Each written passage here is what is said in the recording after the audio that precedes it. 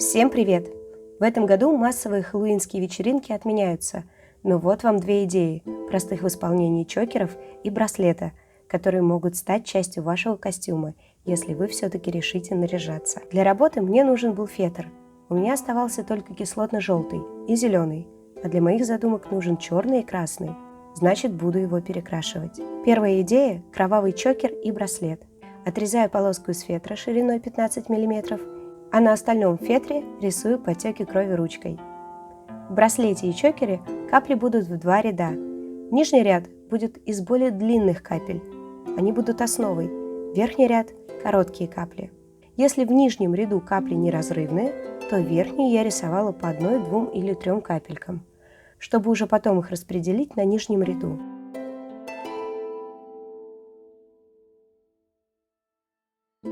Вырезала все детали. Ту сторону, где рисовала ручкой, закрасила в черной акриловой краской.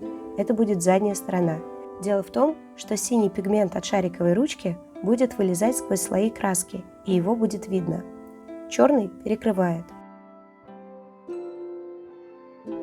Когда краска высохла, покрываю лицевую сторону коричневой краской. Дальше на высохшем коричневом слое рисую объемные капли крови. Темная по краям, светлее где выпуклая и сбоку блик.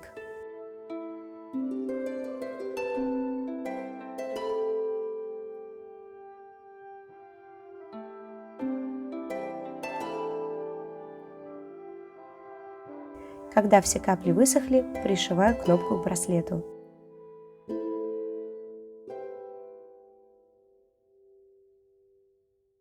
К чокеру приклеиваю полоску фетра на суперклей, чтобы добавить недостающей длины, и тоже пришиваю кнопку. Распределила, как должны располагаться капельки, и приклеила их на суперклей.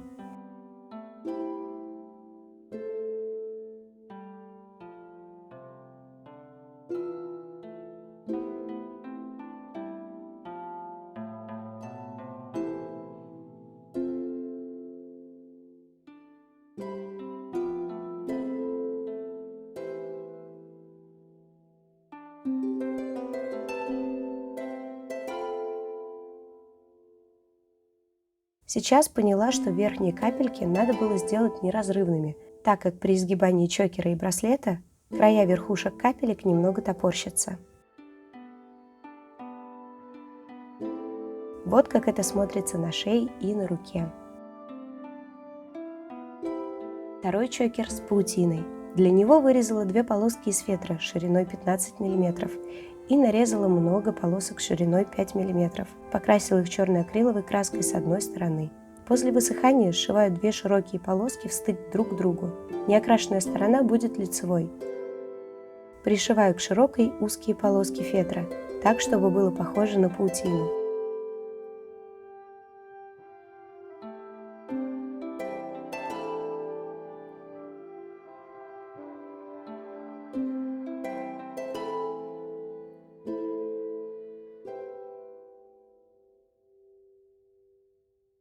Когда все полоски пришиты, лицевую сторону прокрашиваю черной акриловой краской.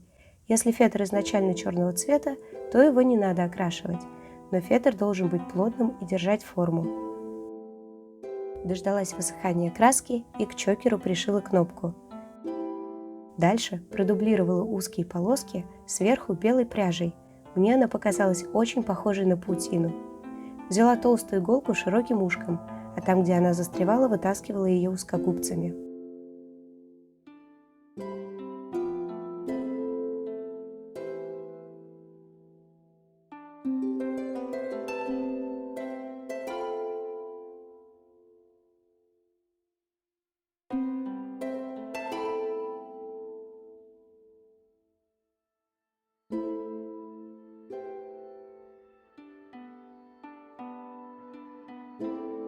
Сверху завязывала на пряжу узелки внутри чокера, чтобы закрепить нитку, а снизу оставляла длинные концы.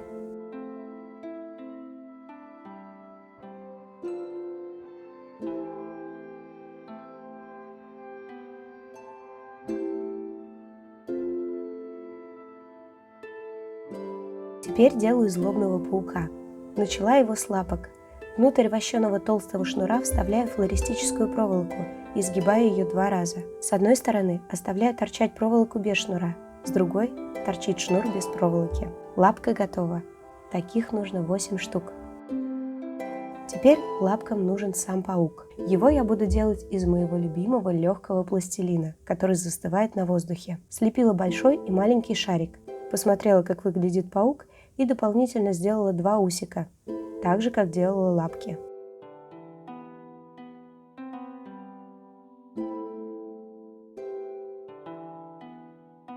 Вставила первые лапки и сделала ямки для глаз с помощью бисеринки на зубочистке. У этого паука 6 глаз. Засунула остальные лапки. Все они почти поместились в маленький шарик.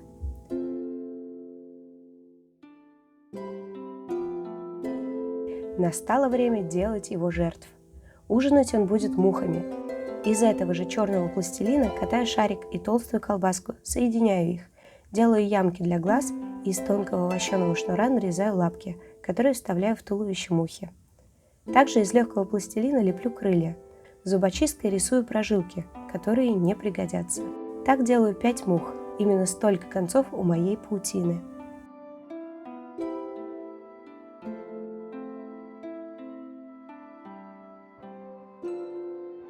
Потом поняла, что пауку не хватает клыков.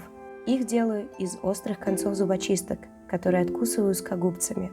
Вставляю зубы в рот пауку. Мухи сохнут, а мне пришло в голову, что их надо утяжелить. Я нашла в коробке с инструментами 5 маленьких саморезов, вживила их мухам в животике. Где-то пришлось заделывать места вживления легким пластилином.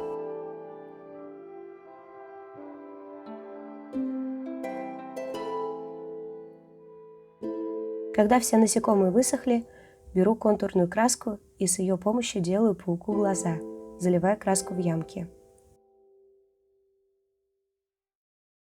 Мухам прорисовываю прожилки на крыльях и делаю полосатыми или клетчатыми пузики, чтобы спрятать следы от вживления утяжелителей.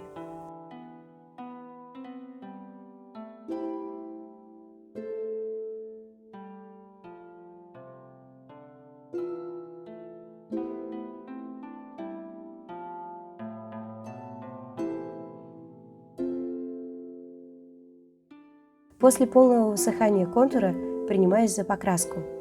Наконец-то мне пригодился набор перламутровых акриловых красок. Толстой кистью наношу краску и вытираю излишки хлопковой тканью. Краска неравномерно забивается в углубление, а контур остается черным и глянцевым. Всю муху окрашиваю черной перламутровой краской, смешанной с цветной. Стараюсь не окрашивать лапки. Там, где есть контурная краска на животике, также протираю хлопковой тканью.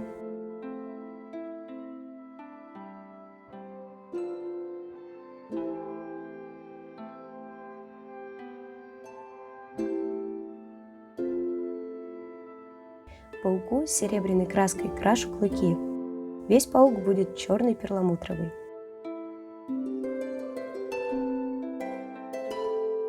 С глаз лишнюю краску стираю тканью.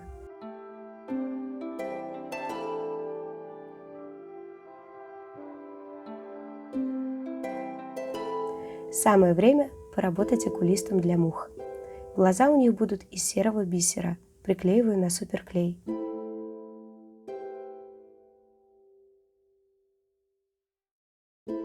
На суперклей приклеиваю крылья мухам.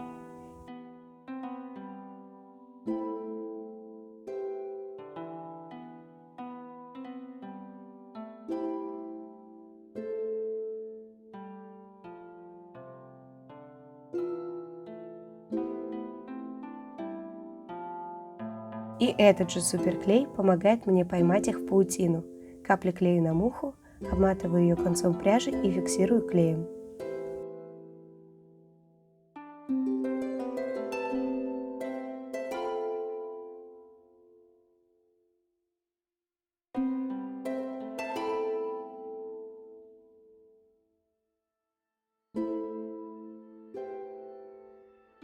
Выбираю место для паука и тоже на суперклей.